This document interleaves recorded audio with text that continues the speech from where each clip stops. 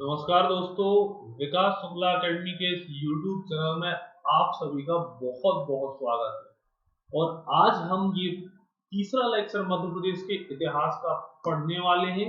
अगर आपने पिछले वो दो लेक्चर आपने नहीं देखे हैं जो मैंने ताम्र पाषाण कालीन और पाषाण कालीन सभ्यता के बारे में जो मध्य प्रदेश में विकसित हुई उनके बारे में चर्चा की थी, जिस प्रकार से हड़प्पा और मोहनजोदाड़ो है, तो उसी कालखंड या उससे भी पहले के साक्ष्य यहाँ पर प्राप्त हुए हैं हमारे मध्य प्रदेश से। तो उन दो लेक्चरों में मैंने उसके बारे में चर्चा की थी।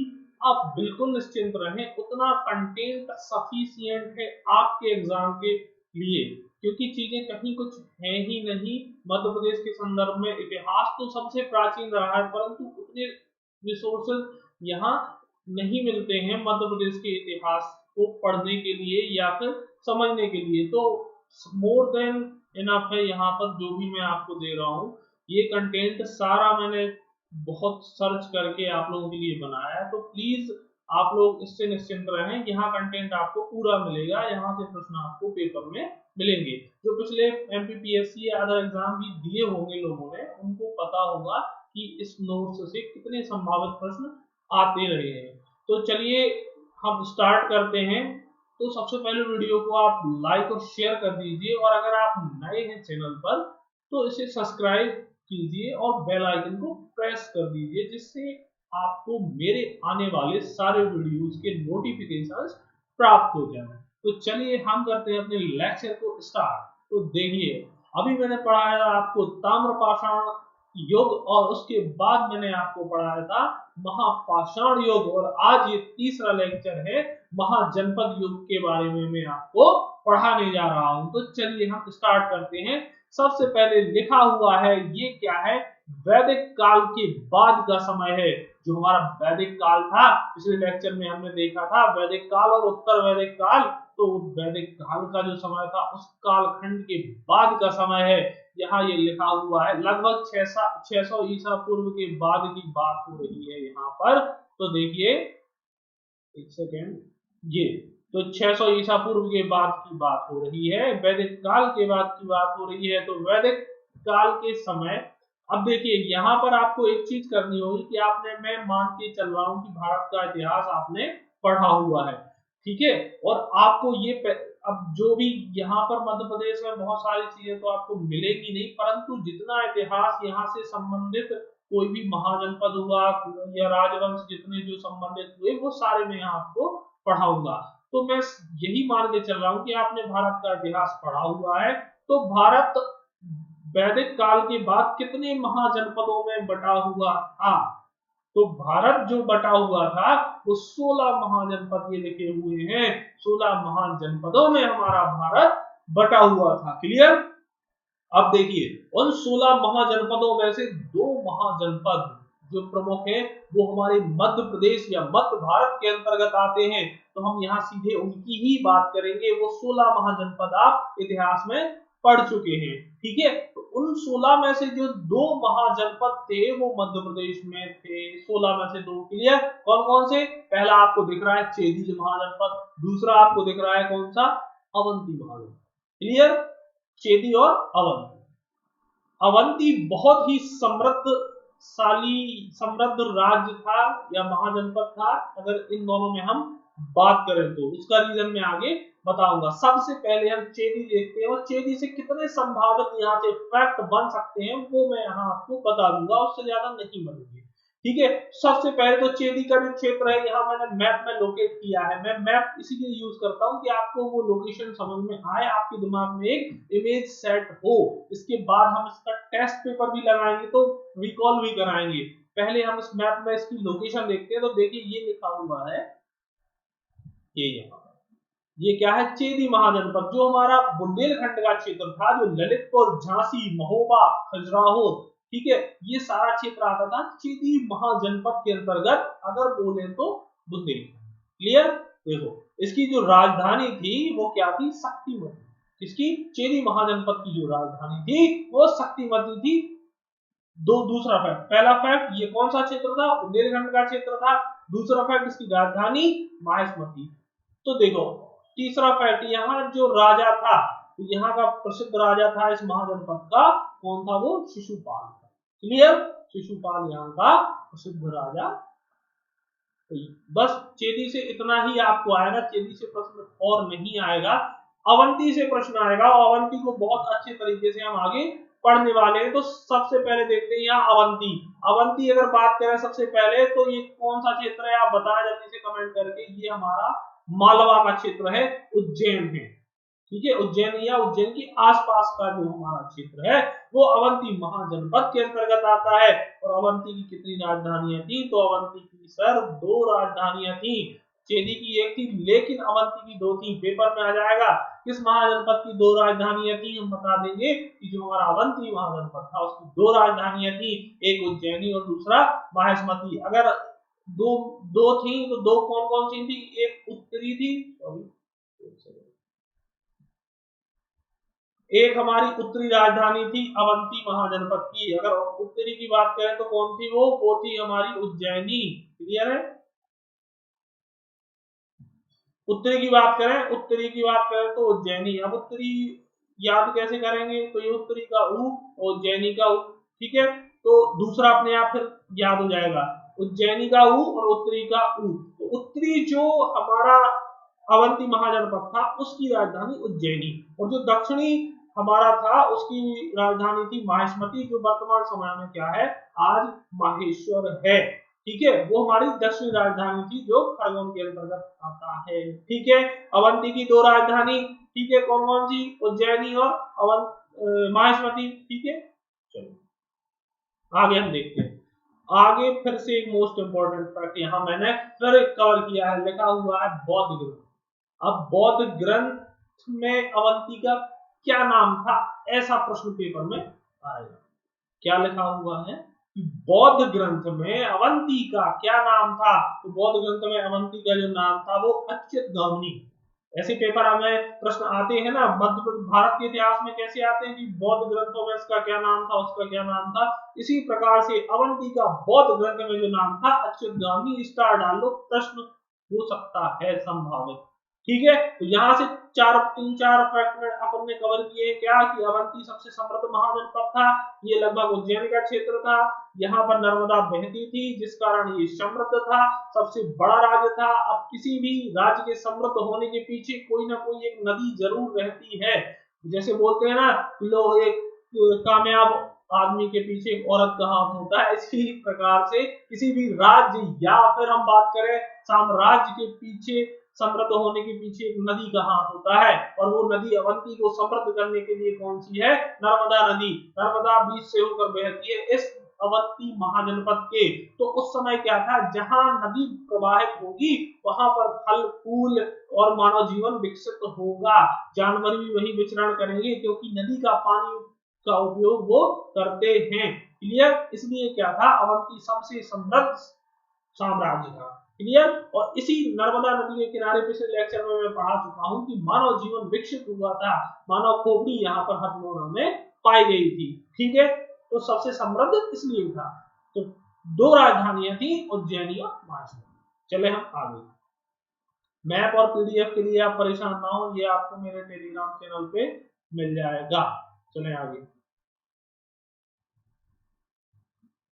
तो देखिए, इतना इंपॉर्टेंट फैक्ट और डेटा मैं आप सभी के सामने रख रहा हूं, तो प्लीज सबसे पहले शेयर कर देना आप अपने दोस्तों के साथ। बताना कि कोई आप लोगों के लिए मध्य प्रदेश का इतिहास लेकर के आया है। मेरा उद्देश्य ना कोई यहाँ कंटेंट को सेल करना है, ना कोई मेरा ऐसा कोर्स चलता है। मैं सिर्फ आप लोगों की मदद के लिए ही अपना ये सब कंटेंट आपके सामने रख रहा हूँ। तो प्लीज आप सिर्फ इतना ही कर दीजिएगा कि इसको लाइक और शेयर और सब्सक्राइब चैनल को जरूर करें। चलें आगे हम। तो जैसा हमने बताया कि चेदी के बारे में और अवंती के बारे में कुछ हमने 1-2 फैक्ट पहले अभी पिछले पेज में देखे। चेदी से उतना ही आएगा। अवंती के बारे में बात करते हैं तो हम सीधा अपने टॉपिक पे आते हैं। अवंती, अवंती या उज्जैन। तो अर्जुन के पुत्र जयध्वज, अर्जुन का जो पुत्र था जयध्वज, उसके पौत्र, अब उसका देखो, अर्जुन का ही पौत्र है जयध्वज, लेकिन इसका पौत्र जयध्वज का, उसके नाम पर क्या है? अवंती का नाम अवंती पड़ा। उसका पौत्र था अवंती, उसके नाम पर इस महाजनपद का नाम अवंती पड़ा। क्लियर? ठीक है। जयध्वज था जो इसने क्या करा, यहाँ पर शासन किया, काफी समय तक अवंती में शासन किया, जो कि अर्जुन का पुत्र था। आगे फैक्ट देखते हैं। अब देखिए मोस्ट इंपोर्टेंट फैक्ट आ रहा है। बौद्ध ग्रंथों में अवंती के दो प्रसिद्ध नगर उल्लिखित हैं। जो बौद्ध ग्रंथ हैं उनमें बौद्ध ग्रंथों से प्रश्न आएंगे कि ये अवंती के जो दो नगर हैं वो कौन कौन से हैं। तो क्रोधर और सुदर्शनपुर, ये दो क्या थे, अवंती के प्रसिद्ध नगर थे, जिनका उल्लेख बौद्ध ग्रंथों में किया गया है। और बौद्ध ग्रंथ में अवंती का नाम क्या है, अच्युत गामनी। क्लियर क्लियर हुआ कि बौद्ध, अभी देखो ये बौद्ध ग्रंथों में अवंती के दो प्रसिद्ध नगरों का वर्णन है, और वो कौन है, क्रोधपुर और क्या है, सुदर्शनपुर। नेक्स्ट, प्रमुख शासक। अब प्रश्न यहां से होंगे, हर लाइन से दो दो तीन तीन फैक्ट यहां कवर होंगे, तो बिल्कुल ध्यान से देखें इस पेज को, हर एग्जाम में इस पेज से प्रश्न होगा। देखिए अभी एमपीपीएससी जो हमारा हुआ था 2019 वाला एमपीपीएससी, उसमें क्वेश्चन था, क्या था बताता हूँ। ये था कि चंड प्रद्योत, ये लिखा हुआ है ना प्रमुख शासक में, मैंने लिखा हुआ है कि चंड प्रद्योत उसमें था, कहाँ का शासक था, तो आंसर ऑप्शन उसमें अवंती या उज्जैन का शासक था, कि चंड प्रद्योत में उज्जैन में शासन किया। आप जाकर के पुराना पेपर अभी इसी बार का जस्ट देख लीजिए, आपको प्रश्न मिल जाएगा। ठीक है, अब यहाँ से अन्य प्रश्न क्या हो सकते हैं, इसके पिता का नाम पुलिक, इसके पिता इंपॉर्टेंट है, ध्यान रखना। तो जो अब ऐसा पेपर में आ जाए कि चंड प्रद्योत के पिता का नाम क्या है, हम बता देंगे चंड प्रद्योत के पिता का नाम पुलिक है।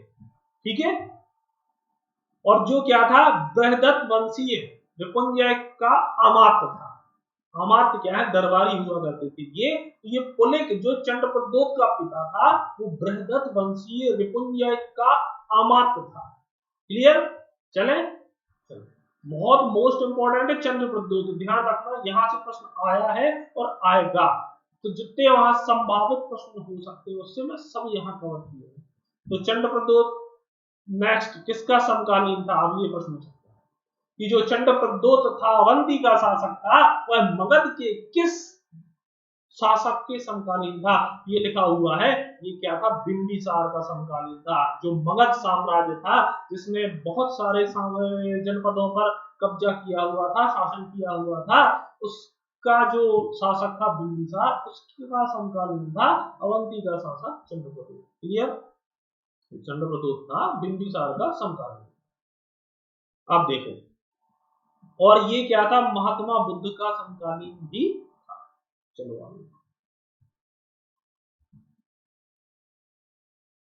अब आपको दिख रहा है ये राजवैद्य। ठीक है, अब राजवैद्य आपको दिख रहा है, एक सेकंड, हाँ, राजवैद्य जो दिख रहा है आपको वो कौन है, जीवा। किसका राजवैद्य था ये बिंबिसार का राजवैद्य था। बिंबिसार का राजवैद्य कौन था, जीवा। इसका नाम क्यों इंपॉर्टेंट है, इसलिए इंपॉर्टेंट है क्योंकि ये चंड प्रद्योत था, क्या हुआ था कि इसकी एक बार तबीयत खराब हुई। ठीक है, अब चंड प्रद्योत की तबीयत खराब हुई तो बिंबिसार ने अपने राजवैद्य जीवक को इसके इलाज के लिए अवंती भेजा, इसके इलाज के लिए चंड प्रद्योत के। क्लियर, अब पेपर में क्या आ सकता है कि चंड प्रद्योत के इलाज के लिए बिंबिसार ने किसे भेजा, हम बता देंगे जीवक। ठीक है, चलो पेपर में आएगा कि चंड प्रद्योत किसके समकालीन था, तो बिंबिसार, मगध का राजा बिंबिसार था जो उसके समकालीन था। चलो नेक्स्ट फैक्ट आपको दिख रहा है, चंड प्रद्योत हाथी पालन कला का विशेषज्ञ था। जो चंड प्रद्योत था, अब पेपर में फिर से आ जाएगा कि चंड प्रद्योत था वो किस जानवर की पालन कला का विशेषज्ञ था, हम बता देंगे जो चंड प्रद्योत था वो हमारा हाथी पालन कला का विशेषज्ञ था। हाथी आपको पता होगा, हाथियों को इतना आसान नहीं होता पालना, उसके लिए एक विद्या होती है, उसको पढ़ना होता है और फिर उनको कैसे कंट्रोल किया जाता है उसको सीखना पड़ता है, फिर जाके वो आप उस पर कंट्रोल कर सकते हैं। क्लियर, तो चंड प्रद्योत प्रश्न आ जाएगा कि चंड प्रद्योत किस पालन कला का विशेषज्ञ था, तो हाथी पालन कला, हाथियों को पालने की कला का विशेषज्ञ था। चले आगे, चलो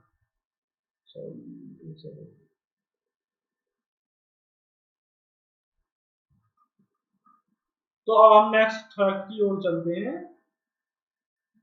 अवंती को मगध में किसने मिलाया? आप देखिए फिर से मोस्ट मोस्ट इंपॉर्टेंट, स्टार लगा लो, यहाँ से प्रश्न होंगे कि अवंती को मगध में किसने मिलाया। तो ऐसे फैक्ट देखिए आपको कहाँ मिलेंगे, तो अपने चैनल पे मिलेंगे, बिल्कुल मिलेंगे। देखो अवंती को मगध में किसने मिलाया? तो ये शिशुनाग, नागवंश का जो शिशुनाग था, इसने अवंती महाजनपद को मगध में मिलाया। नेक्स्ट फैक्ट, महापदम नंद ने चेदी को मगध में मिलाया था। अब ये भी मोस्ट इंपॉर्टेंट है, वो तो अवंती की बात कर ली कि शिशुनाग ने अवंती को कहा मिलाया था? मगध में मिलाया था। लेकिन अब जो चेदी, जो दूसरा महाजनपद है मध्य प्रदेश का, इसको किसने मिलाया? तो नंद वंश का जो महापदम नंद था, महापदम नंद ने चेदी को कहा मिलाया? चेदी को मिलाया मगध में, जो हमारा ये महापदम नंद था। क्लियर? महापदम नंद ने चेदी साम्राज्य को, चेदी महाजनपद को मगध के साम्राज्य में मिलाया। दोनों हो गए क्लियर कि अगर हमसे अवंती पूछा जाएगा तो अवंती भी बता देंगे कि किसने मिलाया, और हमसे अगर ये चेदी पूछा गया तो हम चेदी भी बता देंगे। चलो आगे,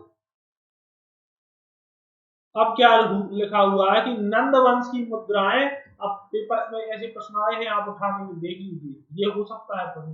नंद वंश की मुद्राएं कहां से प्राप्त हुई? तो नंद वंश की जो मुद्राएं हैं वो बड़वानी जो जिला है, इंदौर का पड़ोसी जिला, वहां से प्राप्त हुई। क्लियर? नंद वंश की मुद्राएं बड़वानी से प्राप्त। उम्मीद है कि आपको ये समझ में आ रहा होगा। एक सेकंड, ठीक है? तो आपको बिल्कुल परेशान नहीं होना है, इसमें से प्रश्न आपको मिल जाएंगे एग्जाम में, इस पेज से जरूर मिलेंगे, क्योंकि आपको देख रहे होंगे कि हर लाइन से दो दो से तीन तीन फैक्ट यहाँ कवर किए हुए हैं। तो अब हम अगले पेज की ओर अपने चलते हैं। ये देखिए, अब कुछ यहाँ पे आपको नाम लिखे हुए हैं, इन नामों से भी प्रश्न व्यापम या फिर एमपीपीएससी में आए हैं। जैसे पहला आपको दिख रहा है, महाजनपद काल के नगर है ये, और इनका वर्तमान, एक तरफ प्राचीन नगर और अभी वर्तमान में इनका क्या नाम है वो लिखा हुआ है। तो आपको पहला ही फैक्ट दिख रहा है, विराटपुरी। विराटपुरी या वर्तमान में सुहागपुर। सुहागपुर का कौन सा क्षेत्र है? यही पूर्वी मध्य प्रदेश, शहडोल सिंगरौली वाला, ठीक है? तो ये आपको दिख रहा है विराटपुरी, जिसका वर्तमान नाम सुहागपुर है, ठीक है? भोजपाल, भोजपाल जिसका वर्तमान नाम क्या है? भोपाल लिखा हुआ है। नेक्स्ट भथा, भथा जो है, भथा का वर्तमान नाम है रीवा, ठीक है? माहेश्वती, प्राचीन नगर, जिसका वर्तमान नाम है भुवनेश्वर। इंद्रपुर, जिसका वर्तमान नाम है इंदौर, ठीक है? धारानगरी, धारानगरी वर्तमान नाम धार, ठीक है ना? अभी ये आपको समझ में आ रहा होगा, ये लिखा हुआ है। नेक्स्ट अचहरा, अचहरा किसका नाम था? कि अचहरा सतना का नाम था, ठीक है सर?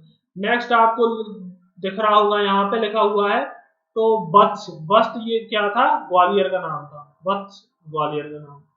अनूप, अनूप किसका नाम था? निमाड़ का। ये प्रश्न पूछे जा चुके हैं, ठीक है? नेक्स्ट लिखा हुआ है दशाण, दशाण का क्या नाम था? क्या नाम है? विदिशा। ये मोस्ट इंपॉर्टेंट है कि जो दशाण प्राचीन नगर था उसका वर्तमान नाम क्या है? विदिशा, हम बता देंगे। टुंडीकर, टुंडीकर जो आखिरी यहाँ लिखा हुआ है, इसका नाम क्या था? दमोह। तो क्या है? दमोह, ये है, ठीक है? टुंडीकर का वर्तमान नाम दमोह। क्लियर? इस पेज से भी एक प्रश्न आपको यहाँ मिल सकता है, बिल्कुल मिल सकता है। ये महाजनपद कालीन प्राचीन नगर है, और एक तरफ आपको दिख रहे हैं वर्तमान में इनका क्या नाम है, ठीक है? चले आगे।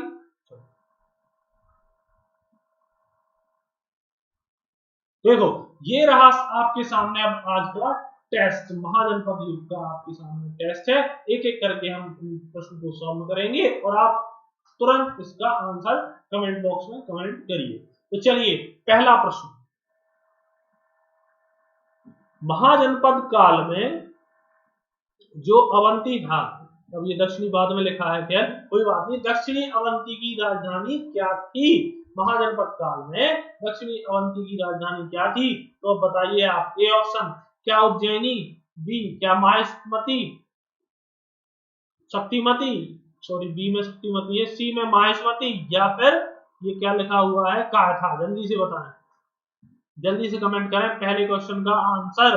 तो जो लिखा हुआ है दक्षिणी अवंती, दक्षिणी अवंती उत्तरी अवंती की तो थी उज्जैनी, परंतु दक्षिणी अवंती की बात कर रहे हैं तो हम माहेश्वती। क्लियर। बौद्ध ग्रंथ में अवंती का अन्य नाम, अब बौद्ध ग्रंथ है जो उसमें अवंती का अन्य नाम क्या है, तो बौद्ध ग्रंथ में अवंती का अन्य नाम बताएं जल्दी से, जल्दी कमेंट करें दूसरे प्रश्न का आंसर। क्या उज्जैनी है, क्या अच्युत गामनी है, या फिर हमारा ये माहेश्वती है, या फिर ये अबरार ईरान है, सॉरी। ठीक है, बताएं जल्दी। बी अच्युत गामनी, बौद्ध ग्रंथों में अवंती का नाम है जो वो है अच्युत गामनी। नेक्स्ट देखिए, अवंती के शासक जो चंड प्रद्योत थे, वो उनके पिता का नाम क्या था, चंद्र प्रद्योत लिखा हुआ ना जी, अवंती का शासक, इनके पिता का नाम क्या था, जल्दी से बताएं। क्या जयध्वज था, क्या अर्जुन था, क्या सहस्त्रार्जुन था, या कुलिक था। तो जल्दी कमेंट करो तीसरे प्रश्न का आंसर, एकदम सुपरफास्ट। चंद्र प्रद्योत के पिता का नाम, तो चंद्र प्रद्योत के पिता का नाम क्या था, कुलिक था। ठीक है, अब देखिए चंद्र प्रद्योत के इलाज के लिए बिंबिसार ने किसे भेजा। अब चंद्र प्रद्योत का इलाज, ठीक है, तो क्या चरक था, क्या जीवक था, ठीक है, या सुश्रुत था, या सुषेण था। तो जल्दी कमेंट करो, जल्दी चौथे प्रश्न का आंसर जल्दी से कमेंट करो कि क्या है इसका आंसर। तो चौथे का जो सही आंसर है, चंड प्रद्योत के इलाज के लिए जो राजवैद्य था बिंबिसार का, उस जीवक को भेजा। याद रखना, ये मोस्ट इंपोर्टेंट प्रश्न हो सकता है यहाँ से संभावित। क्लियर है ना। इन प्रश्नों को आप अच्छे से जरूर कर लें, जितने में मैं बताता जाता हूँ आपको दिक्कत नहीं होगी एग्जाम में। पांचवा प्रश्न जल्दी से देखो क्या लिखा हुआ है, जो चंड प्रद्योत किस जानवर को पालने की कला का विशेषज्ञ था। तो चंड प्रद्योत है जो, वो किस जानवर को पालने की कला का विशेषज्ञ था। तो ये लिखा हुआ है घोड़ा, शेर, हाथी या बंदर। जल्दी से कमेंट करें। तो जो चंड प्रद्योत था वो हाथी कला पालन विशेषज्ञ था। पेपर में ऐसा प्रश्न हो सकता है, तो आप अच्छे से इसको करके जाए। नेक्स्ट, अवंती, जो अवंती महाजनपद था, इसको मगध में किस शासक ने मिलाया था। तो हमने बताया था कि अवंती को किसने मगध में मिलाया था। ऑप्शन जल्दी से, ए चंद्र प्रद्योत, बी अशोक, सी बिंबिसार, या डी शिशुनाग। जल्दी कमेंट करो। तो अवंती को मगध में जो मिलाया था वो शिशुनाग ने मिलाया था। नेक्स्ट, चेदी को मगध में किस शासक ने मिलाया था। सातवां प्रश्न आपके सामने है ये, चेदी को किस शासक ने मगध में मिलाया था, जल्दी बताओ। ए ऑप्शन क्या अशोक, बी ऑप्शन जल्दी बताओ महापद्म नंद, सी ऑप्शन शिशुनाग, या डी ऑप्शन चंद्रगुप्त। तो जल्दी से बताओ कि चेदी को मगध में किसने मिलाया। तो सर महापद्म नंद ने क्या है, चेदी को मगध में मिलाया। B is right answer. आठवें का आंसर जल्दी बताएं कि नंद वंश की जो मुद्रा है, ये मुद्रा है, नंद वंश की मुद्राएं मध्य प्रदेश के किस स्थान से प्राप्त हुई हैं। तो क्या भिंड, क्या सतना, क्या ये हमारा लिखा हुआ है छतरपुर, और ये बड़वानी। थोड़ा सा नीचे दिख रहा होगा आपको।